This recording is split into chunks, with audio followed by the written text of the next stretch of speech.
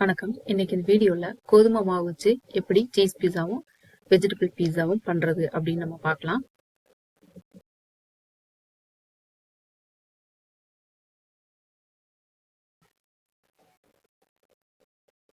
கோதுமை மாவுல பீஸா பண்றதுக்கு நான் 3 கப்பு கோதுமை மாவு எடுத்திருக்கேன். அதை வந்து நல்லா சல்லடை வச்சு நல்லா சலிச்சு எடுத்துக்கிடுவோம்.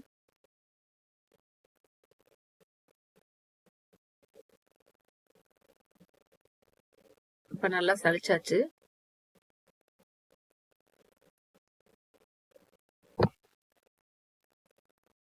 இப்ப இந்த மாவுல கொஞ்சம் உப்பு சேர்த்துக்கிடுவோம். ஒரு 2-3 டீஸ்பூன் நெய் சேர்த்துக்கிடுவோம். அதுக்கப்புறம் கொஞ்சம் புளிச்ச தயிர் சேர்த்துக்கோங்க. ஏன்னா நம்ம வந்து சோடா உப்பு இதெல்லாம் சேர்க்க போறது கிடையாது. ஒரு பிஞ்சு வந்து சுகர் சேர்த்துக்கிடுவோம். ஒரு 1.5 கப்பு தண்ணி வந்துட்டு நல்ல வார்ம் வாட்டரா இருக்கணும், அதை சேர்த்திருக்கேன். ஈஸ்ட், பேக்கிங் சோடா எதுவுமே நம்ம சேர்க்க தேவையில்லை. இதை நல்லா மிக்ஸ் பண்ணி விட்டுக்கிடுவோம்.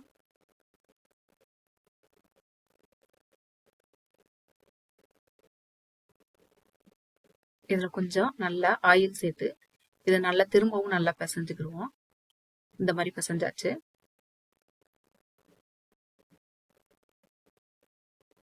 இது மேல கொஞ்சம் எண்ணெய் விட்டுட்டு அதை நைட்டா வந்து நம்ம தடவி வச்சிருவோம். அப்பதான் இந்த மாவு வந்து ட்ரை ஆகாம இருக்கும். இது அப்படியே வந்து ஒரு 4 மணி நேரத்துக்காவது வெளியில வச்சிருக்கணும். ஏன்னா அந்த புளிச்ச தயிர் சேர்ந்து இது வந்து நல்லா அந்த மாவு வந்து புளிக்கணும். ஸோ நீங்க ஒரு 2 மணி நேரம் வச்சீங்க அப்படின்னு சொன்னாக்க அது வந்து அவ்வளவு பீஸா வந்து அவ்வளவு சாஃப்டா இருக்காது.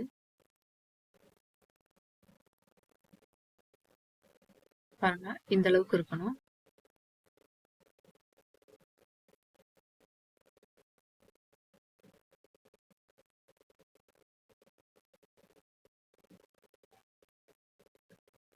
இப்ப பீஸா சாஸ் பண்றதுக்கு நம்ம கொஞ்சம் மிளகு, ஒரே ஒரு ரெட் சில்லி, ஒரே ஒரு பூண்டு, அதுக்கப்புறம் கருவேப்பிலை, இது வந்து ஒரு சின்ன பேசில் லீவ் எடுத்திருக்கேன் கொஞ்சம்.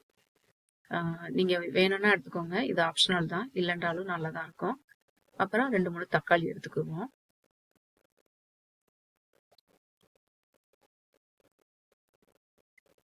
இப்ப இது எல்லாத்தையும் நல்லா மிக்சியில போட்டு அரைச்சி எடுத்து வச்சுக்கிடுவோம்.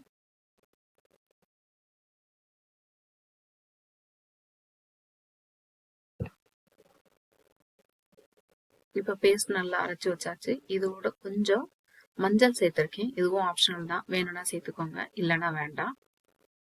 கொஞ்சம் உப்பு,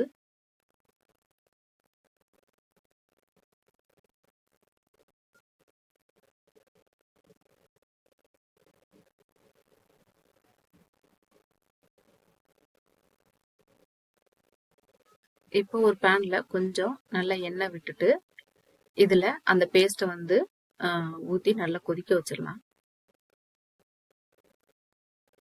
இது கொஞ்ச நேரம் நல்லா கொதிக்கட்டும். தண்ணி எல்லாம் எதுவுமே சேர்க்கல, தண்ணி எல்லாம் சேர்க்காம தான் வந்து இதை வந்து அந்த டொமேட்டோ பேஸ்ட் வந்து பண்ணிருக்கு.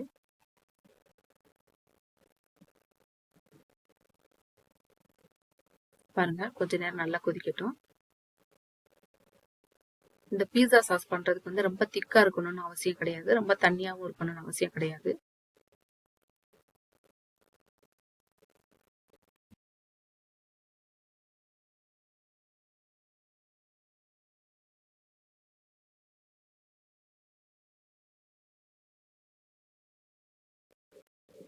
பாருங்க, கொஞ்ச நேரம் கழிச்சு இந்த அளவுக்கு வரும். இந்த அளவுக்கு கன்சிஸ்டன்சி இருந்தா போதும். இப்ப அதை தனியா எடுத்து வச்சுக்கிடுவோம்.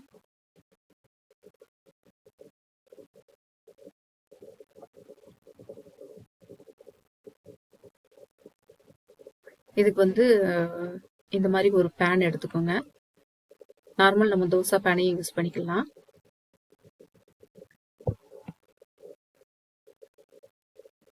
ஒரு பேன்ல பீஸா மாவை இந்த மாதிரி நம்ம வச்சுக்கிடுவோம்.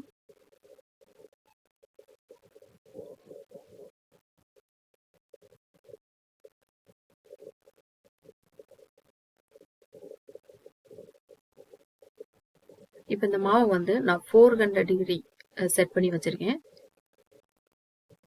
5 மினிட்ஸ் 400 டிகிரியில் 5 மினிட்ஸ் செட் பண்ணி அவன்ல வச்சிருக்கேன். பாருங்க அவன்ல வைக்கிறேன். அவன்ல வச்சு எடுத்தாச்சு. ஏன்னா இது கோதுமை மாவா இருக்கிறதுனால ஃபர்ஸ்ட் வந்து நம்ம கொஞ்ச நேரம் வந்து அவன்ல வச்சாதான் இது ரொம்ப நல்லா இருக்கும். நீங்க மைதா மாவா இருந்தா இது பண்ணணும்னு அவசியம் இல்லை.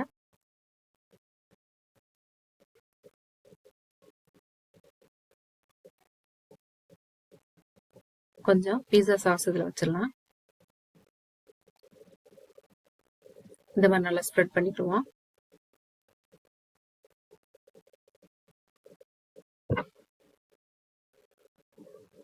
இது வந்து சீஸ் பீஸான்றதுனால வெஜிடபிள்ஸ் எதுவும் ஆட் பண்ணல, ஒன்லி சீஸ் மட்டும் நான் ஆட் பண்ணியிருக்கேன்.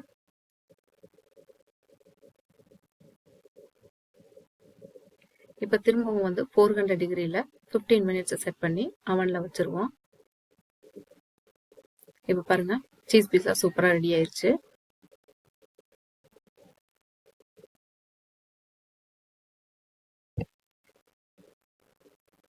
இப்போ வெஜிடபிள் பீஸா பண்ணுறதுக்கு அதே மாதிரி ஒரு பேனில் கொஞ்சம் மாவை வந்து நம்ம ஸ்ப்ரெட் பண்ணி வச்சுக்கிடுவோம்.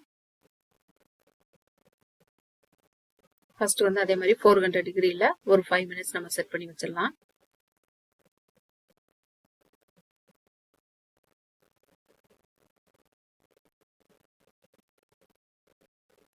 இப்போ பீஸா சாஸ் சேர்த்துக்கலாம்.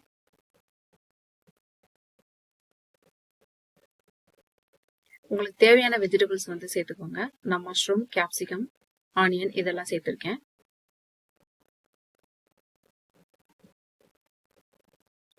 கொஞ்சம் ஸ்பினாச் சேர்த்துருக்கேன். ஸ்பினாச் ஆப்ஷனல் தான், வேணும்னா சேர்த்துக்கோங்க.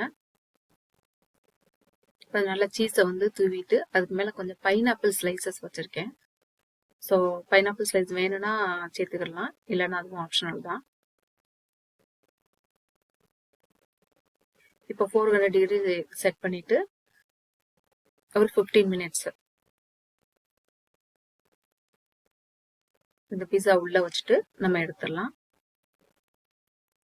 இப்போ பாருங்க சூப்பரான vegetable pizza ready.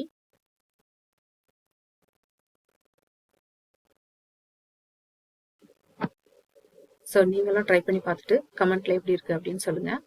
Thanks for வாட்சிங்.